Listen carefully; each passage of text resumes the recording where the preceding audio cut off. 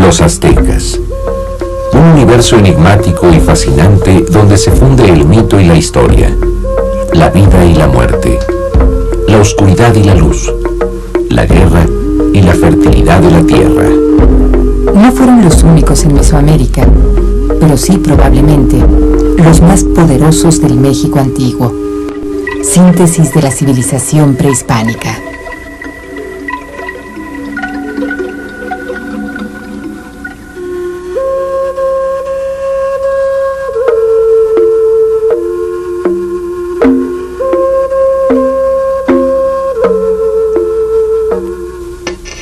Hace poco más de 200 años, unos hombres que levantaban el piso de la Plaza Mayor de la capital de la Nueva España encontraron a medio metro de profundidad una enorme piedra que sorprendió a todos por su imponente belleza y el vigor de sus relieves. Se trataba de la representación azteca de la Madre Tierra, la Coatlicue. Una de las más extraordinarias esculturas de los hombres que vivieron en la Gran Tenochtitlan. La ciudad mexica, que para muchos fue la síntesis de las civilizaciones prehispánicas. Una ciudad esplendorosa que desapareció por completo.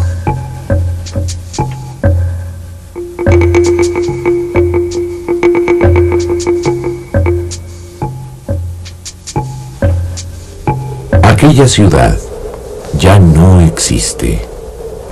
No podemos saber a ciencia cierta cómo fue. Solo podemos imaginarla. Cuando mucho, evocarla con la ayuda de los escasos vestigios de las huellas que poco a poco vamos encontrando. Y de los mitos y relatos que nos sugieren cómo era aquella ciudad extraordinaria y cómo fue el hombre azteca.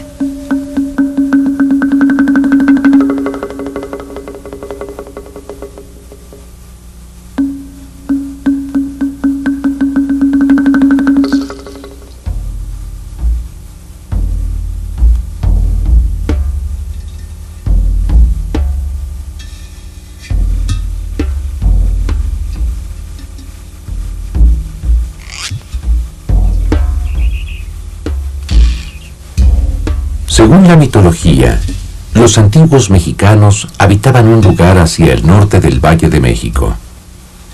Aunque no se sabe con exactitud su ubicación, la ciudad llevaba el nombre de Aztlán, lugar de las garzas.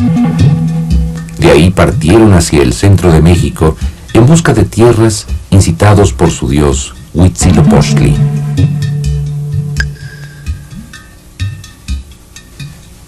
Era el siglo XI de nuestra era. No era fácil encontrar un lugar para vivir. Así, fueron de un lugar a otro, según dicen los libros. Los mexicas llegaron al Valle de México alrededor del siglo XII. Era un lugar rodeado por montañas y volcanes, y en el que se habían establecido numerosas ciudades-estado muy belicosas. Pero los aztecas no se amedrentaron y poco a poco ganaron terreno y se establecieron. Dicen las leyendas que ahí, en una peña, encontraron un águila sobre un nopal devorando una serpiente, y que esa era la señal de que en ese lugar debían fundar su ciudad. Así lo hicieron y la llamaron México Tenochtitlan. Esta imagen mítica aún persiste en el México actual como símbolo de la nación.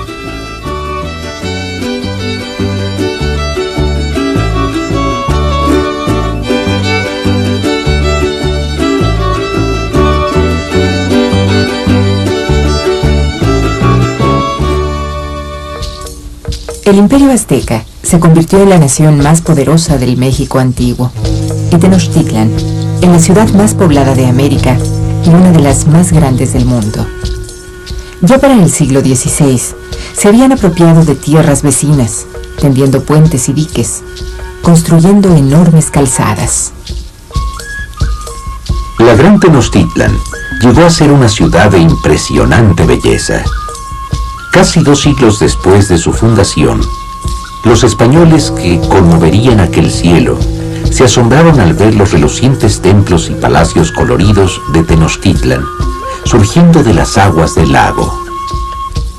La gran ciudad de Tenochtitlan, con cerca de 300.000 habitantes, evocó en algunos la imagen de una Venecia india, con sus pocas calles, sus numerosísimos canales repletos de canoas y los miles de casas que se acomodaban a su alrededor.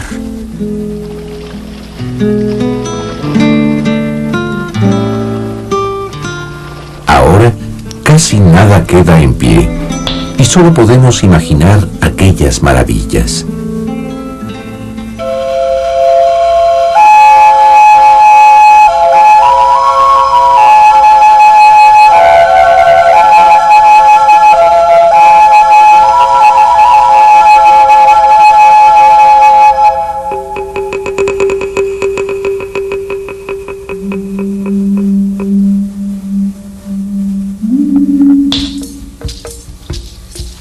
¿Cómo vivían los habitantes de la Gran Tenochtitlan? Vivían bajo un sistema de calpulis, enormes clanes familiares. Cada grupo poseía en común una porción de tierra, la trabajaba y la hacía producir. Cuando el terreno era insuficiente, cultivaban sus chinampas, especies de enormes cestos de juncos tejidos y colmados de tierra y abonos.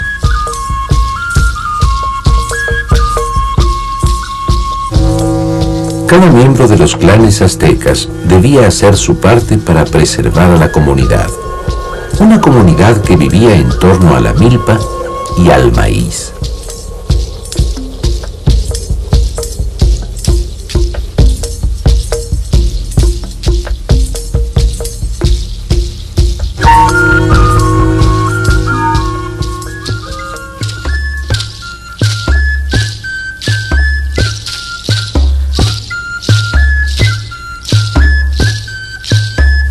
Casi todo el año, los aztecas celebraban ceremonias y danzas para que la cosecha de maíz se lograra.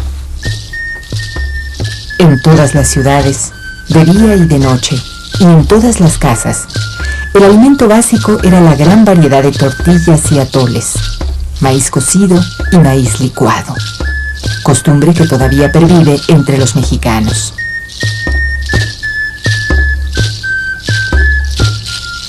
La comida entre los aztecas se caracterizó por la gran variedad de sus platillos y sabores. La comida mexicana de hoy sigue siendo muy rica y diversa y conserva de alguna manera muchos de los elementos de aquella gran cocina. La antropóloga Raquel Torres ha realizado investigación sobre la culinaria mexicana. Al respecto nos expresa.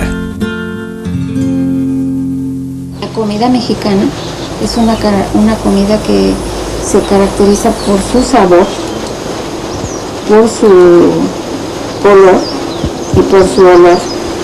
O sea, la comida tiene 3 elementos importantes. Y comidas muy ricas, pero si son blancas, a mí no me atraen. Las asocio con los lugares fríos, pueden ser hasta desierto. Pero si hay color, los asocio a la selva, a la costa, ¿sí?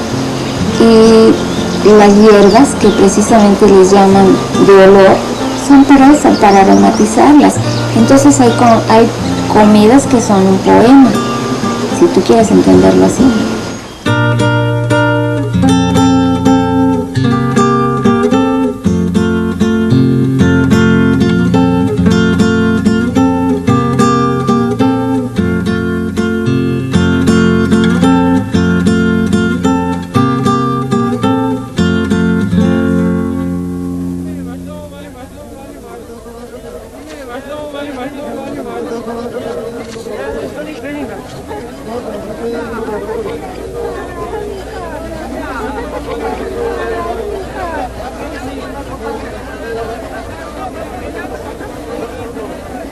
En una región donde no se conocía el dinero y el cacao era la medida para tasar las cosas, los pueblos comprendieron la importancia del comercio y dominaron el arte de mercar.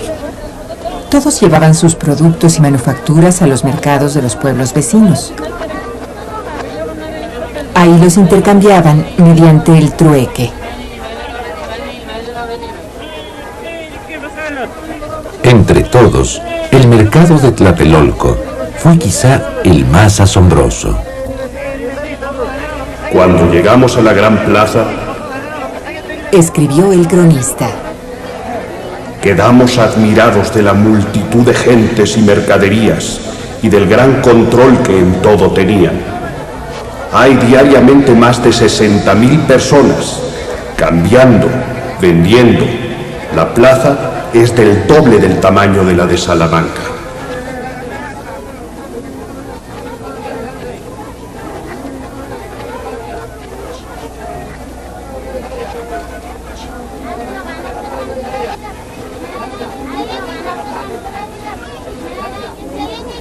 El poder político en la Gran Tenochtitlan estaba concentrado en una élite de sacerdotes, nobles, comerciantes y guerreros, bajo los cuales se hallaban los artesanos, los macehuales o campesinos y los esclavos. Los sacerdotes formaban la principal fuerza integradora de la sociedad. Sabios y conocedores, tenían una influencia determinante sobre las creencias de las masas. La nobleza estaba integrada por los guerreros, los jueces y los embajadores. No pagaban ningún tributo y vivían separados de la gente común. En el otro cabo de la escala social estaban los esclavos. Cualquiera podía llegar a serlo, pues la esclavitud era el castigo para ciertos delitos, incluso el de no pagar las deudas.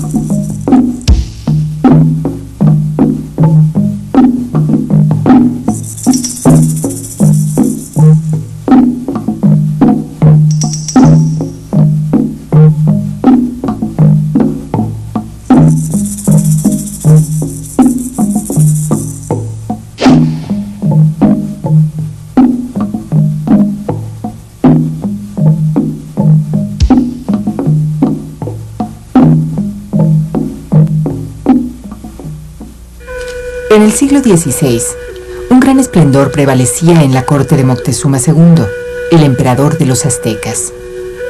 Bajo su reinado y control se encontraban sojuzgadas muchas ciudades y provincias. Todos los habitantes tenían que pagar numerosos tributos que los aztecas registraban con detalle.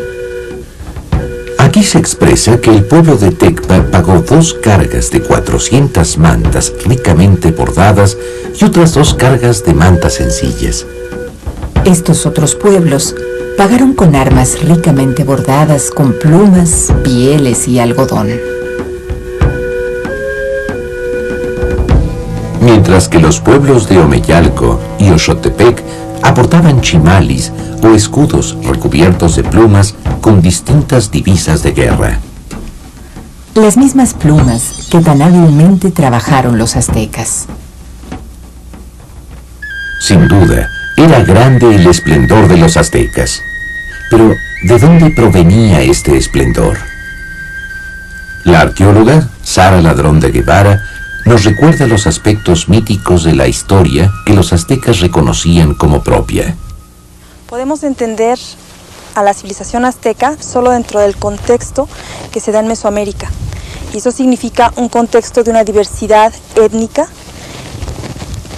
que comparte un pasado histórico. Podemos hablar desde los olmecas, en donde empezamos a reconocer elementos típicamente mesoamericanos, pero para los aztecas es sobre todo importante el centro de México. Tenemos sitios, ciudades importantísimas como Teotihuacán, en donde se reconoce, por un lado, un aspecto mítico, el que nos habla del nacimiento de los dioses, del nacimiento del sol en ese sitio, y que los aztecas reconocían así. Pero por otro lado tenemos un pasado real, no mítico, que también influye en la civilización azteca. Y así tenemos elementos que reconocemos en todos sus aspectos culturales. Es evidente en la arquitectura, en la planeación urbanística, en la pintura, en muchos elementos que se tenían desde la época de Teotihuacán hasta los aztecas y que se reconocen claramente.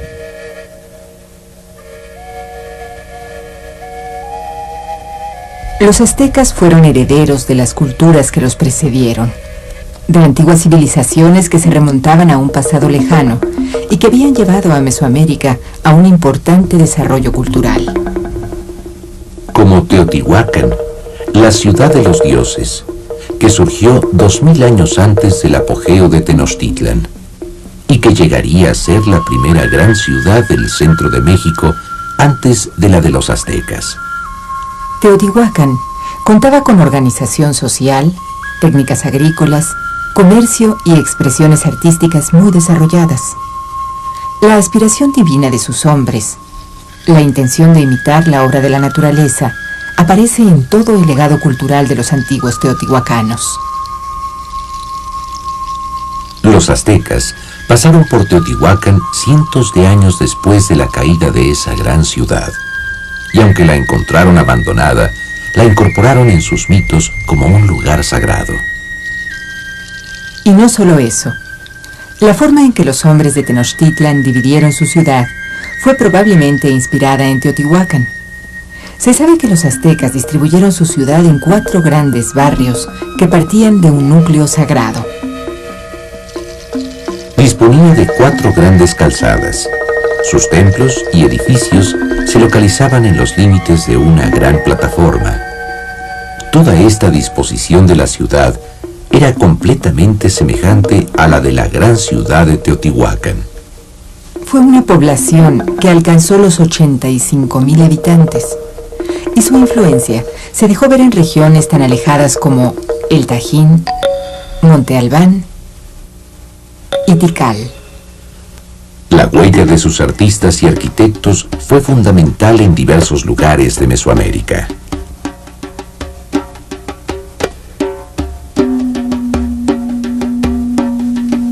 El artista teotihuacano combinó el rojo sobre el rosa con singular maestría, y también otros colores, al grado que desarrolló y marcó todo un estilo. No solo con el característico delineado de figuras, sino con un peculiar manejo de planos que combinaba a las figuras de perfil, con detalles que correspondían al frente, e incluía también planos desde arriba. Estos elementos inauguran una tradición pictórica que se desarrollará con características estilísticas propias en sitios como Cacaxtla, Tlaxcala, a un poco más de 100 kilómetros de la Ciudad de México. Estos murales, según los datos, corresponden al año 650 de nuestra era. Es decir, posiblemente fueron pintados un siglo antes de la caída de Teotihuacán. Podemos evocar muchos elementos simbólicos y otros estilísticos frente a estos murales.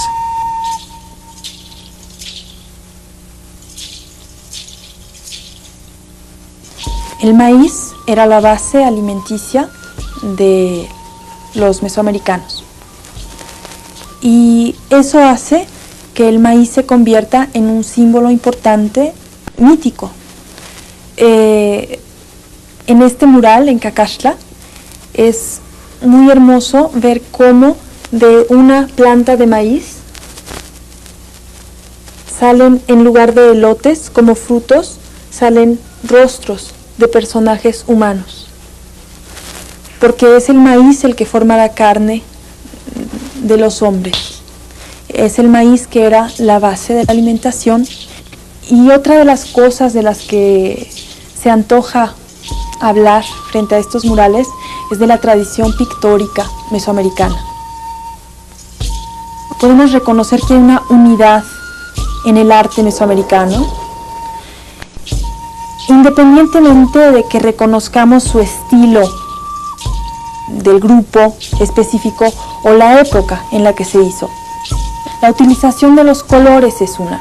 Hay ciertos colores que son muy importantes y que los vamos a reconocer desde Teotihuacán, el fondo rojo, por ejemplo, que vemos aquí, y lo vamos a ver, lo tenemos también en Tajín, y tenemos también en Higueras, y en los sitios en los que se han encontrado muestras de pintura, en Bonampak, en sitios que son de distintas culturas, de distintas épocas, pero son mesoamericanos. Y tenemos utilizaciones de colores, tenemos perspectivas que se comparten.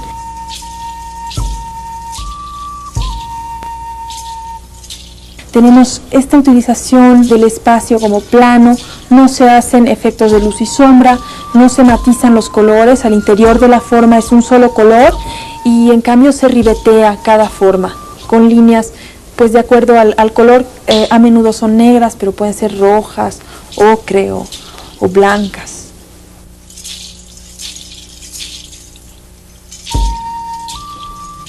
La influencia de esta estilística pictórica también se manifiesta en un lugar más lejano como el Tajín, que es otra de las zonas arqueológicas de América y una de las más grandes civilizaciones de México. En esta ciudad, que creció y floreció entre los siglos 7 y 12 de nuestra era, encontramos una de las máximas expresiones urbanísticas de Mesoamérica.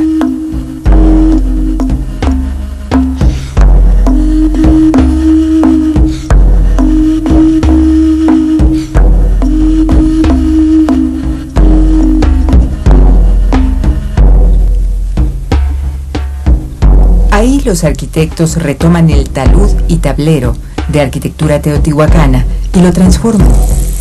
Agregan la cornisa y el nicho y logran impresionantes juegos de sombras y efectos claroscuros que aligeran la arquitectura monumental de Mesoamérica. Una arquitectura que no era para ser habitada en sus interiores como la nuestra, sino para escalarla, para ascender, para celebrar a los dioses en espacios abiertos. Pocos edificios fueron tan elegantes e imponentes como el singular templo de los nichos de El Tajín.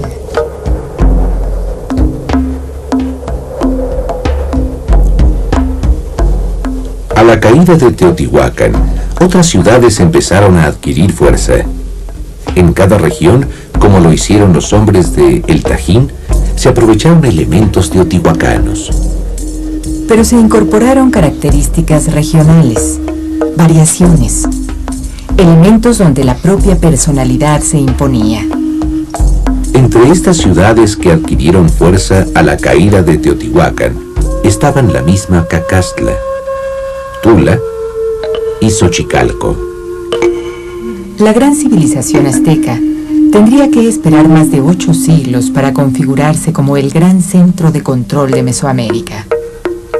Si bien la influencia de Teotihuacán es muy marcada en la gran Tenochtitlan, los aztecas hablaron con mucho más fervor de otro pueblo. Un pueblo antiguo, un pueblo de sabios, poetas, arquitectos, astrónomos y médicos. Los toltecas.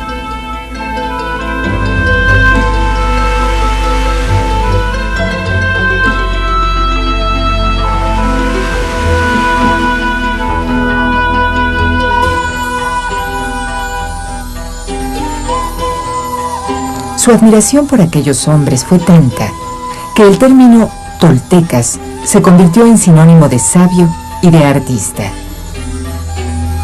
La ciudad de los toltecas, cuna de las maravillas y de las artes refinadas, se volvió leyenda.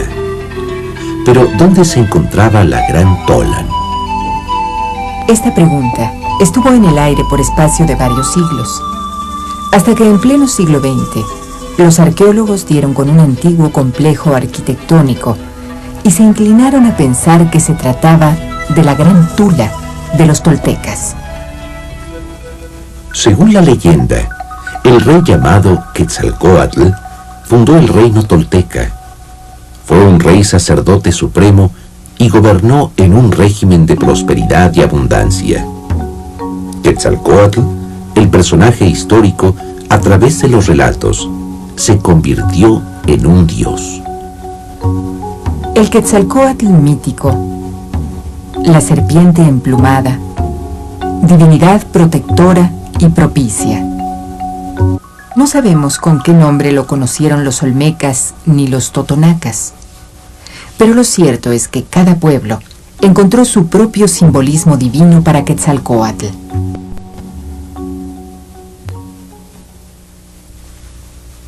Sin embargo, no se puede afirmar con certeza que esta ciudad encontrada por los arqueólogos de nuestro tiempo sea la ciudad de los toltecas, la gran ciudad de Quetzalcóatl.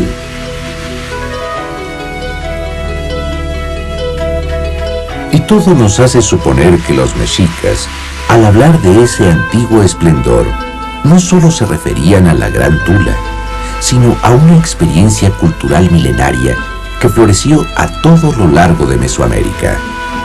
Una cultura que estuvo aislada del viejo mundo, de Oriente y de África, más allá de los mares, y que fue resultado del talento de hombres que apenas empezamos a entender.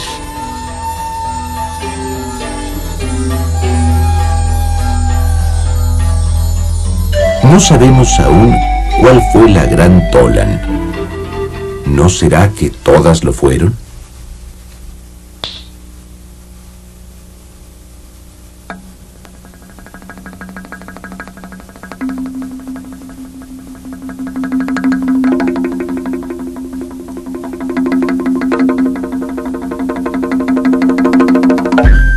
Un hombre verdadero para los aztecas era el que tenía un rostro y un corazón. El corazón debía ser firme como la piedra, resistente como el tronco de un árbol, y el rostro debía ser un rostro sabio. La sabiduría y la firmeza eran los atributos humanos. Desde los 3 años, los niños quedaban bajo la supervisión de su padre, las niñas bajo la de su madre. Recordemos un fragmento del texto Historia General de las Cosas de la Nueva España, de Fray Bernardino de Sahagún. Seas avisado, hijo, que nunca comas comida de malas mujeres porque dan hechizo. Que no comas demasiado a la mañana y a la noche. Sé templado en la comida y en la cena. Y si trabajaras, conviene que almuerces antes que comiences el trabajo. Cuando comieras, no comas muy a prisa. No comas con demasiada desenvoltura. Ni des grandes bocados, ni metas muchas viandas junto en la boca. Ni tragues como perro lo que comes. Comerás con sosiego y con reposo, y beberás con templanza cuando bebieras. No despedaces sin necesidad la tortilla, ni arrebates lo que está en el plato. Sé sosegado tu comer, porque no des ocasión de reír a los que están presentes. Al principio de la comida, lávate las manos y la boca. Y lo mismo después de comer. Y después de haber comido, cogerás lo que se ha caído por el suelo y barrerás el lugar de la comida. Y después de comer, te lavarás las manos y la boca y limpiarás los dientes. Niños y niñas se entrenaban rígidamente en trabajos domésticos, obediencia y cortesía. A los 10 iban a la escuela. Las muchachas aprendían a barrer el templo, a ofrecer incienso, cocinar alimentos, tejer y se preparaban para el matrimonio. Los muchachos, en cambio, iban al Tepochcali para aprender religión, buenos modales y el arte de la guerra, o al Calmecac para ser sacerdotes, funcionarios públicos y jefes militares. El pueblo azteca fue eminentemente guerrero. La cuidadosa formación militar que empezaba desde la infancia permitía que el Estado contara con guerreros sobrios y disciplinados. 2 de las órdenes militares más representativas de la sociedad azteca fueron la de los caballeros águila y la de los caballeros jaguar. El caballero águila portaba durante la guerra una especie de pico abierto y tejidos de pluma de águila, mientras que el caballero jaguar se vestía con pieles de este felino. armado con escudos, arcos y flechas, hondas, jabalinas y una especie de espada con navajas de diversos tamaños, el guerrero azteca sometía a estados y señoríos. Así, los aztecas fortalecieron enormemente su economía. Pero la mística de la guerra no era la única que aprendían los aztecas. Junto a ella, coexistían enseñanzas espirituales que los distinguieron. Se les enseñaba cuidadosamente los cantos divinos. Les enseñaban también la cuenta de los días, el libro de los sueños y el libro de los años. También aprendían retórica o una noble manera de hablar. Es notable el amor por hablar bien que los aztecas cultivaban. El narrador donairoso dice las cosas con gracia, artista del labio y la boca. El buen narrador, de palabras gustosas, de palabras alegres, flores tiene en sus labios. En su discurso, las consejas abundan. De palabra correcta brotan flores de su boca. Además, hombres y mujeres aprendían cantos y danzas. Hoy en día, los mexicanos han tratado de imaginar cómo eran aquellas danzas y cantos, y han intentado recrearlos en inspirados espectáculos.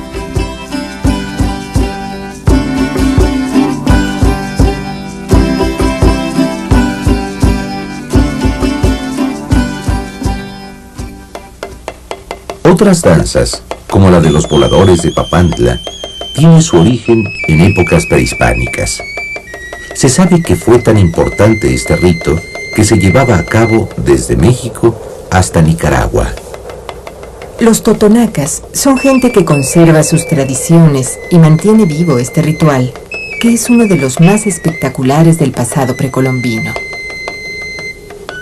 Una mujer totonaca nos comenta este ritual para ella cotidiano.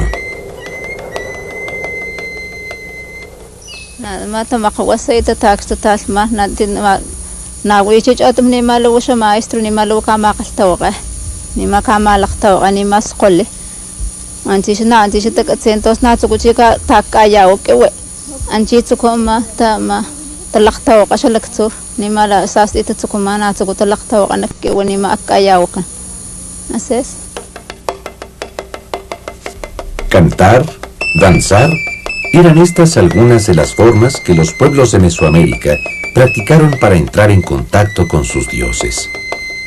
El pueblo mexica, como uno de los más grandes exponentes de aquellos pueblos, supo acercarse a lo divino de manera sorprendente. Muchos eran sus dioses y muchos los mitos que explicaban su mundo. Para los aztecas, 4 edades o soles habían precedido su mundo. El sol tigre, el sol aire, el sol lluvia y el sol agua. Según el mito, estos soles o edades fueron destruidos por cataclismos. Después, los dioses formaron el quinto sol, el sol movimiento, mismo que representaron en el centro de su calendario con la cara del dios Tonatiuh.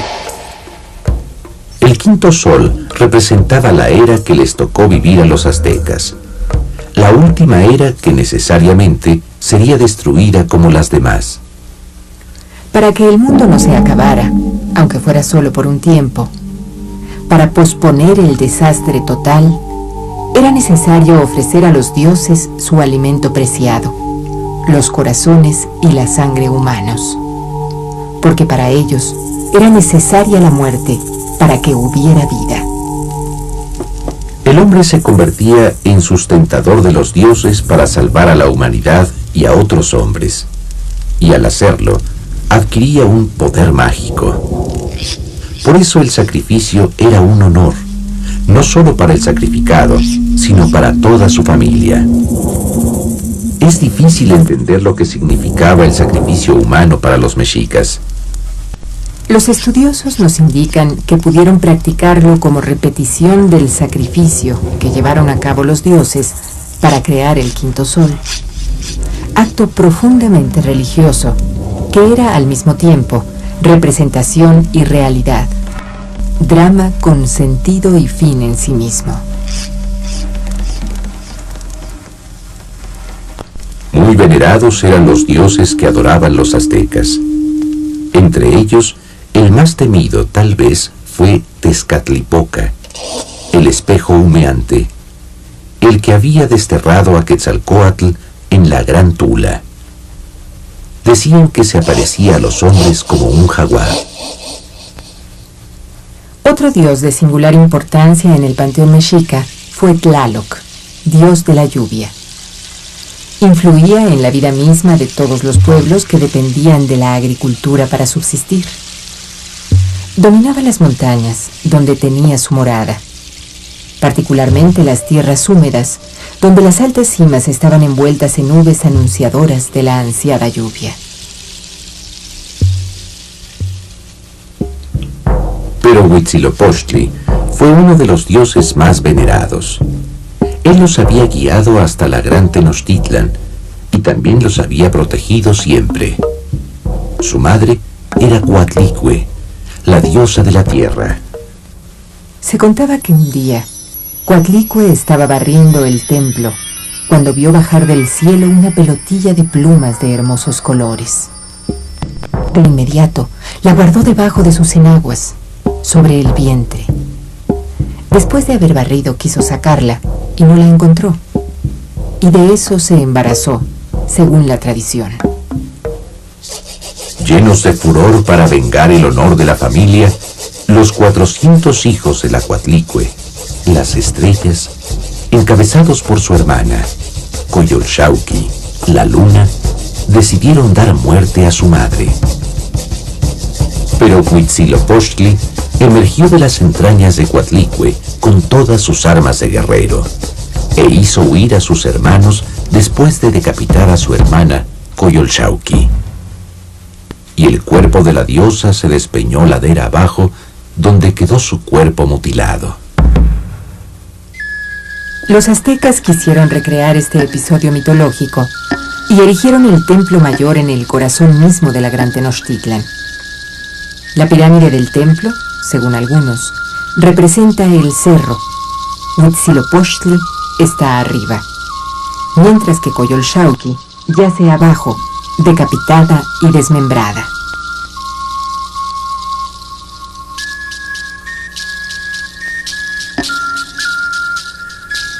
El ritual del sacrificio humano era también una forma de repetir este mito. Inmolaban a la víctima en lo alto y su cuerpo se arrojaba escaleras abajo. El Templo Mayor, el centro del universo azteca, fue descubierto accidentalmente en el corazón de la Ciudad de México hace cerca de 15 años. Apareció también la maravillosa piedra de la Coyolxauhqui y numerosas piezas de gran valor histórico y artístico que habían permanecido olvidadas ahí por más de 4 siglos. Si para nosotros es difícil imaginar la gran ciudad, para los europeos, que solo escucharon los relatos, fue imposible. Los fantasiosos grabados del Templo Mayor que elaboraron con brillante y loca imaginación nos lo confirman. El Templo Mayor no solo fue el corazón del Imperio Azteca, sino el centro fundamental de la cosmovisión mexica, cargado de simbolismos en el que se sintetizaba con precisión imponente la esencia dual de la cultura azteca: agua y guerra, agricultura y tributo, vida y muerte. Los dioses mexicas tenían diversas advocaciones, pero sus ídolos, los que nosotros conocemos, son escasos. En la evangelización, miles de ellos fueron destruidos, pero no su carácter profundamente espiritual. Porque los aztecas pensaron en lo transitorio y frágil de todo cuanto existe e hicieron hablar su corazón a través de su poesía, que sí fue preservada. Anno chitatlal tikpak, kuis, ok nelli, nehmua, intlal tikpak, yui, uaye. Anno chitatlal tikpak sanga chica, yehnikam. Telkatlal civil, no samani, no teucuitlar, intlapani, no quetzali postelki, anno chipatlal tikpak sanga chica, yehnikam. Los aztecas reflexionaron no solo sobre lo transitorio de la vida, sino también sobre la verdad y los cimientos de las cosas. ¿Sobre la tierra vale la pena ir en pos de algo? ¿Acaso hablamos algo verdadero aquí? ¿O solo soñamos? Solo es como un sueño. Los sabios nahuas meditaron larga y profundamente sobre el problema de la verdad del universo y del hombre. Se preguntaron si era posible ir más allá de lo palpable y lo visible, en pos de lo que nos sobrepasa, la región de los muertos y los dioses. Ante la desesperanza del todo cambia, perece y es como un sueño, los poetas recrearon su flor y canto. El hombre nahua vislumbró que si embellecía las cosas que se quiebran, se desgarran y perecen, aunque fuera por un momento, tal vez lograría imbuir la verdad en su propio corazón y en el mundo. Filósofos, pintores, músicos, escultores, arquitectos y astrólogos buscaban en el fondo lo mismo. Buscaban su propia verdad, la del universo, que solo era expresable con flores y cantos. ¿Yo quién soy? Volando me vivo, cantor de flores. Compongo cantares, mariposas de canto, brotan de mi alma, saboréelos mi corazón. Con su flor y canto, hallaron el camino del hombre que, consciente de su propia limitación, no se resigna a callar sobre lo que puede dar sentido a su vida. De ahí su eterna búsqueda, la eterna dualidad presentada en sus obras de gran alcance espiritual, hermosas y temibles expresiones artísticas de primer orden. Hoy día, los libros y textos que se refieren a los aztecas forman un inmenso cúmulo. Aquel pueblo ha sido estudiado una y otra vez. Por más de 400 años se ha escrito sobre ellos. Sin embargo, no hay ley escrita, y nosotros tendremos que seguir indagando, imaginando, tratando de acercarnos a los aztecas. Los hombres que en el momento en que los europeos los derrotaron, todavía escribieron. Nosotros lo vimos, nosotros los admiramos. Con suerte lamentosa, nos vimos angustiados, y en los caminos yacen los dardos rotos. Los cabellos están esparcidos, destechadas están las casas, enrojecidos tienen sus muros, rojas están las aguas, están como teñidas, y cuando las bebemos, es como si hubiéramos bebido agua de salite. Golpeábamos en tanto los muros de adobe, y era nuestra herencia, una red de agujeros. La gran ciudad ya es otra, es enorme y distinta, pero todos sabemos que en el subsuelo persisten los vestigios de aquella otra, la de la grandeza, la de los sabios aztecas. Allí se esconden todavía los tesoros de nuestro pasado, de un pasado que subsiste en las costumbres de los hombres y en sus tradiciones.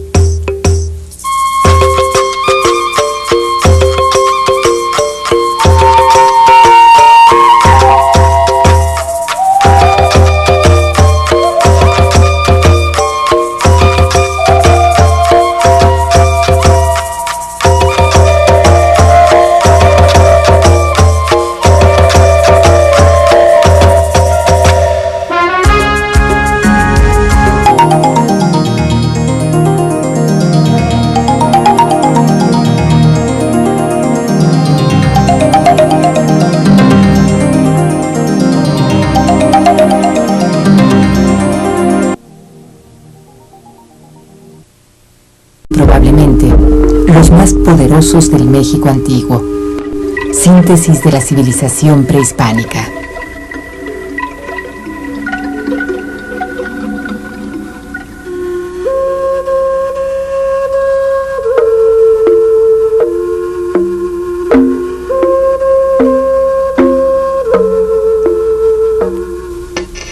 Hace poco más de 200 años, unos hombres que levantaban el piso de la Plaza Mayor de la capital de la Nueva España encontraron a medio metro de profundidad una enorme piedra que sorprendió a todos por su imponente belleza y el vigor de sus relieves.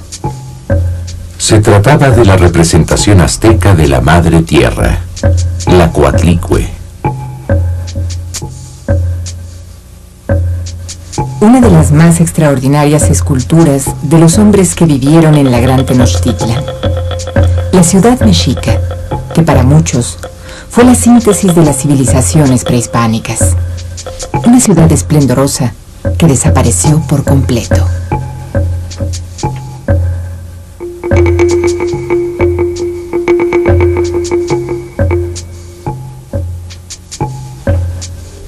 Aquella ciudad ya no existe. No podemos saber a ciencia cierta cómo fue. Solo podemos imaginarla.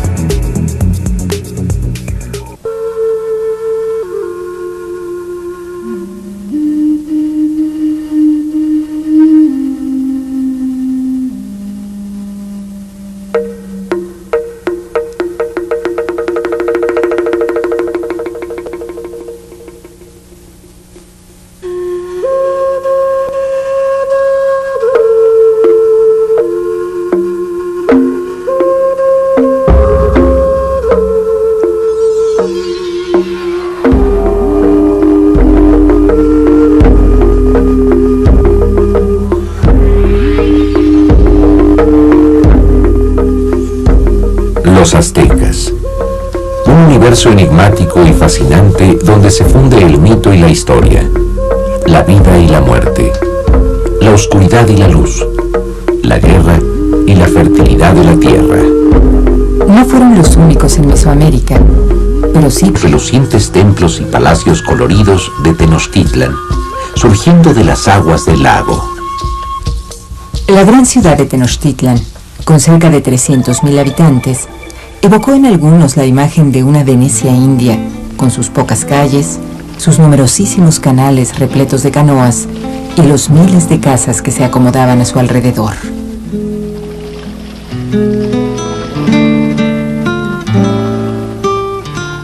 Ahora casi nada queda en pie y solo podemos imaginar aquellas maravillas.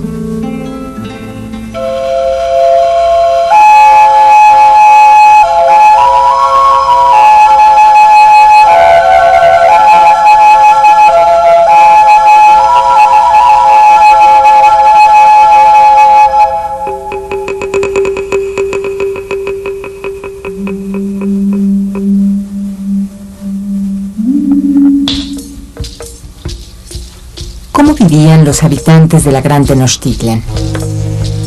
Vivían bajo un sistema de calpulis, enormes clanes familiares. Cada grupo poseía en común una porción de tierra, la trabajaba y la hacía producir. Cuando el terreno era insuficiente, cultivaban sus chinampas, especies de enormes cestos de juncos tejidos y colmados de tierra y abonos. Cuando mucho, evocarla con la ayuda de los escasos vestigios de las huellas que poco a poco vamos encontrando. Y de los mitos y relatos que nos sugieren cómo era aquella ciudad extraordinaria y cómo fue el hombre azteca.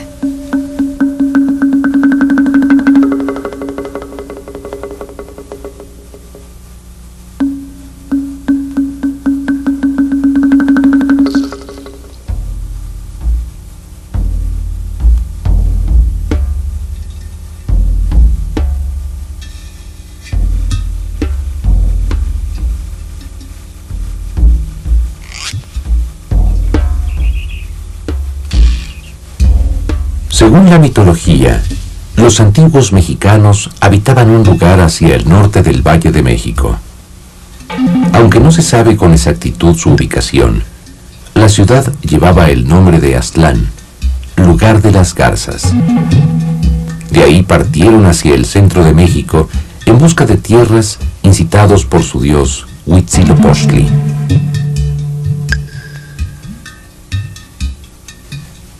Era el siglo XI de nuestra era. No era fácil encontrar un lugar para vivir. Así, fueron de un lugar a otro, según dicen los libros. Los mexicas llegaron al Valle de México alrededor del siglo XII. Era un lugar rodeado por montañas y volcanes, y en el que se habían establecido numerosas ciudades-estado muy belicosas. Pero los aztecas no se amedrentaron y poco a poco ganaron terreno y se establecieron. Dicen las leyendas que ahí, en una peña, encontraron un águila sobre un nopal devorando una serpiente, y que esa era la señal de que en ese lugar debían fundar su ciudad. Así lo hicieron y la llamaron México Tenochtitlan. Esta imagen mítica aún persiste en el México actual como símbolo de la nación.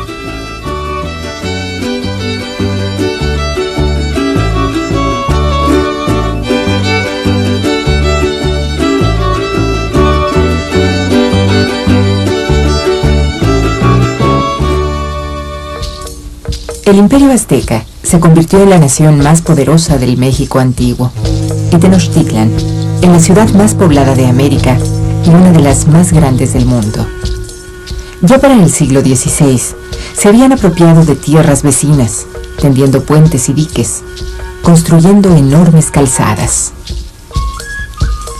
La gran Tenochtitlan llegó a ser una ciudad de impresionante belleza. Casi 2 siglos después de su fundación, los españoles que conmoverían aquel cielo se asombraron al verlo